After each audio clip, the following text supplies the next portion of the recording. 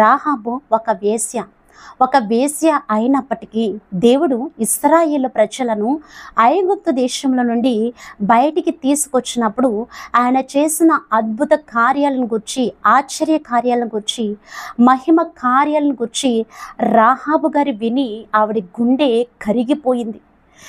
దేవుడు సముద్రమును పాయలుగా చేసి 6 నేల మీద ఇశ్రాయేలు ప్రజలను నడిపించిన సంగతి, అలాగే ఫరో సైన్యం అంతటిని కూడా సముద్రంలో ముంచివేసిన సంగతి రాహాబు గారు వినినప్పుడు ఆవిడ గుండె కరిగిపోయి, ఈయనే నిజమైన దేవుడు అని ఆయన యందు నమ్మిక ఉంచి విశ్వాసంతో వేగుల వారిని తన ఇంట దాచిపెట్టి వారిని రక్షించి వారికి సహాయము చేసి తన ఇంటి వారందరినీ కూడా రక్షించుకుంది.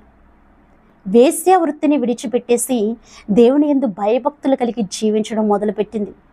ప్రభువైన యేసుక్రీస్తు వారి వంశావళిలో రాహాబు గారి పేరు రాయబడి ఉన్నది. అలాగే విశ్వాసుల వీరుల జాబితాలో రాహాబు గారి పేరు రాయబడి ఉన్నది. ఇప్పటికీ